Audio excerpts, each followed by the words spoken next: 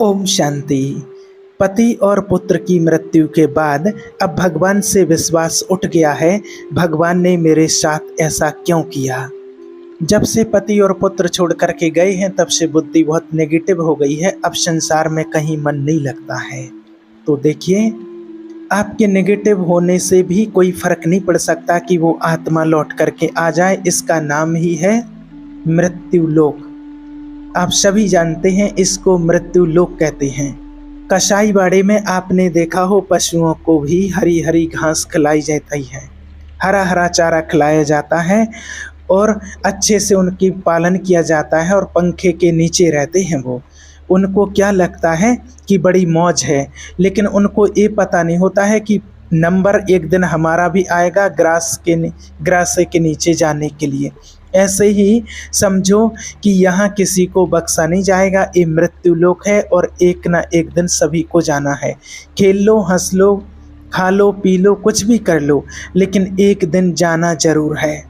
जैसे हिरन होता है, वो अपने परिवार के साथ, हिरनियों के साथ हरी हरी घास खाता रहता है और खुश रहता है, और वो बहेलिया उसके ऊपर निशाना साधे हुए खड़ा रहता है। वो उसको नहीं देखता है कि बहेलिया खड़ा है।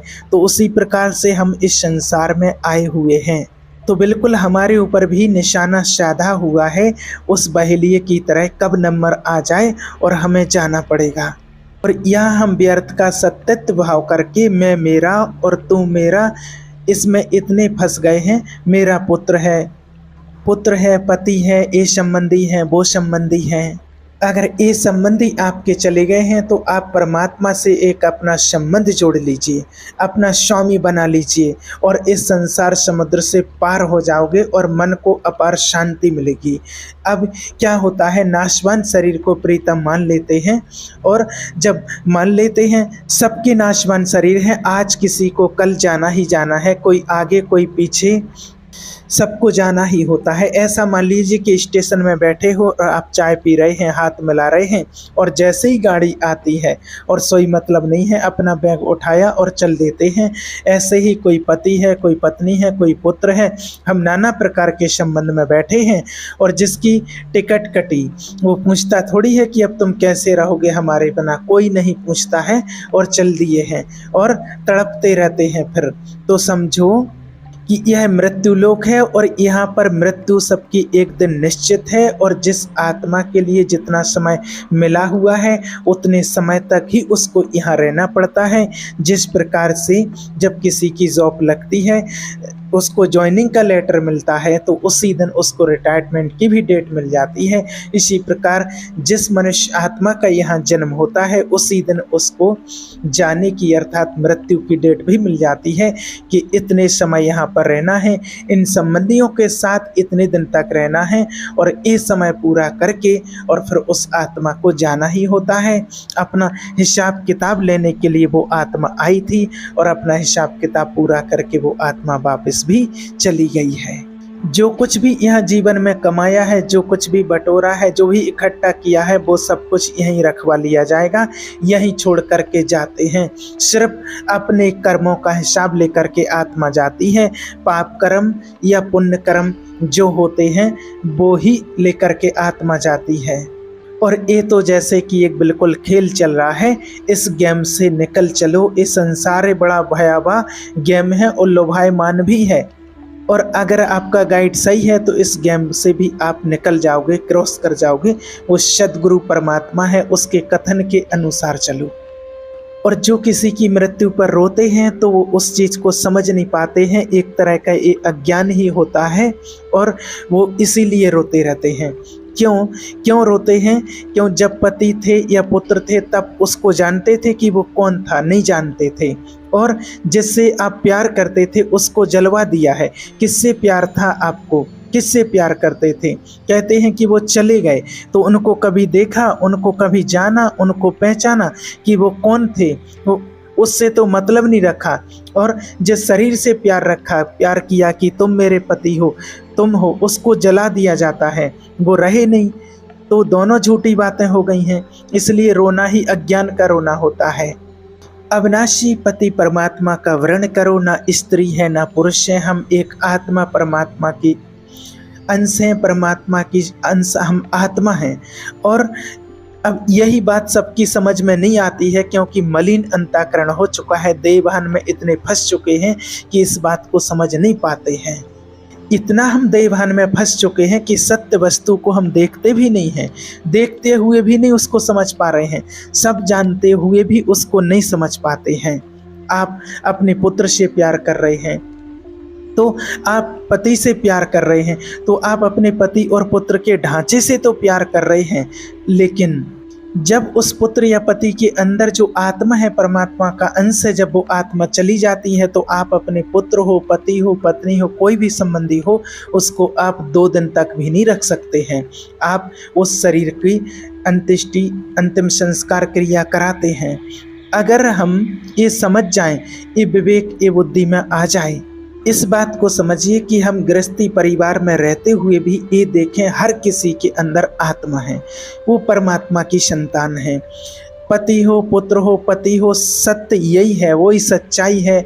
और उन्हीं की सेवा, अपना कर्तव्य का ध्यान रखते हुए, उसका कर्तव्य आपके प्रति कैसा है वो नहीं देखना है, हमारा कर्तव्य उनके प्रति कैसा है। जब हम पति हो या पत्नी हो, जब अपना कर्तव्य भूल जाते हैं और सामने वाले का कर्तव्य याद रहता है, तभी दुख होता है।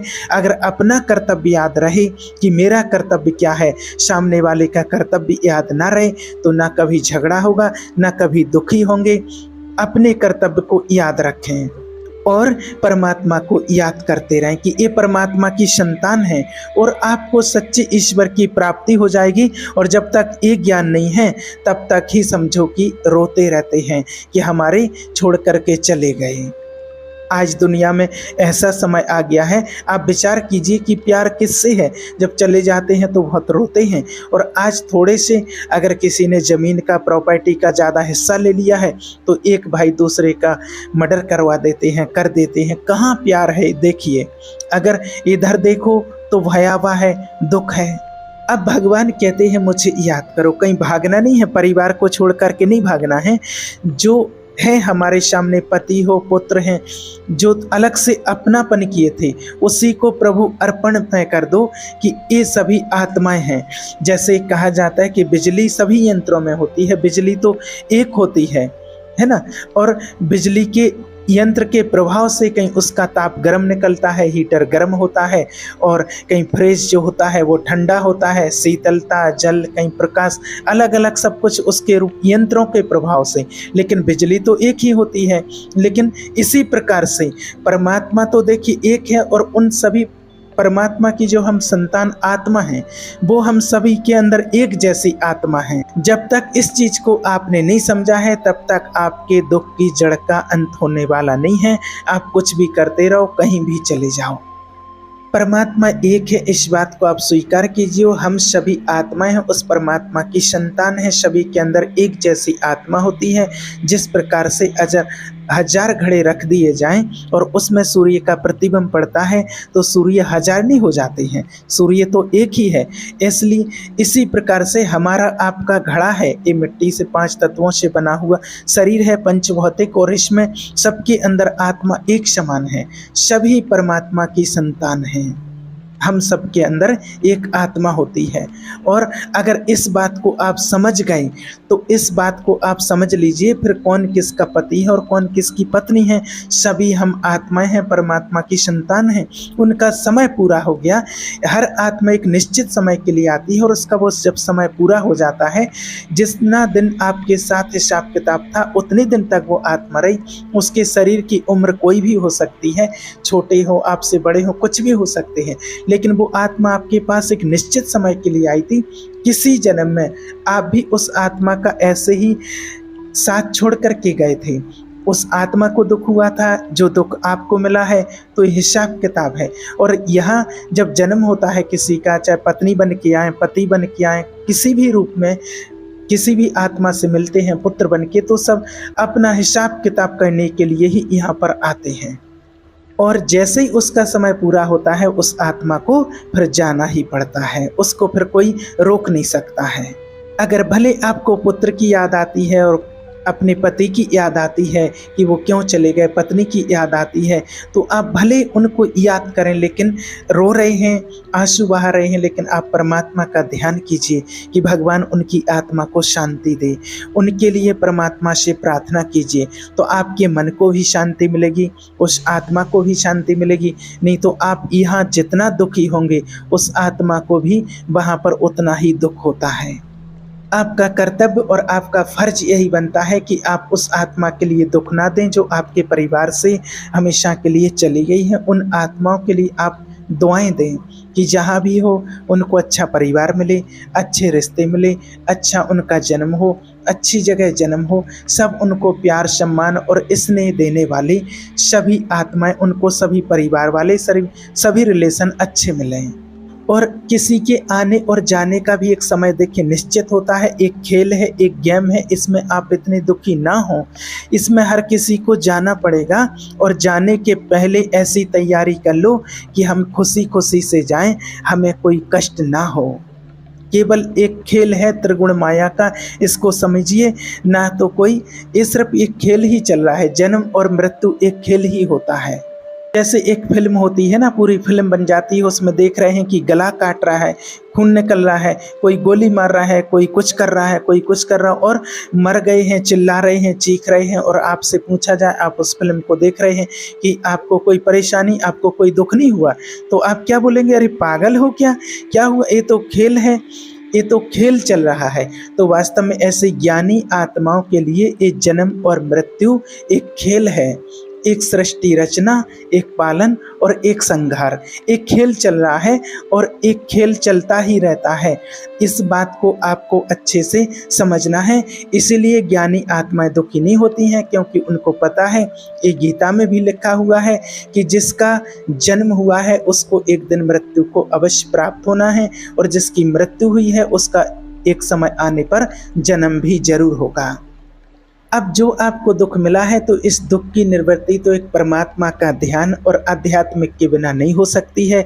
आप परमात्मा को याद कीजिए, परमात्मा का ध्यान कीजिए।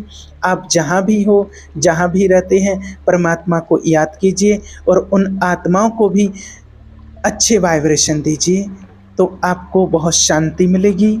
और जब आप इस बात को मान लेंगे और परमात्मा को याद करेंगे, तो यहाँ भी आपको शांति मिलेगी, इस लोक में भी आप सुखी रहोगे और उस लोक में भी आप सुखी रहोगे।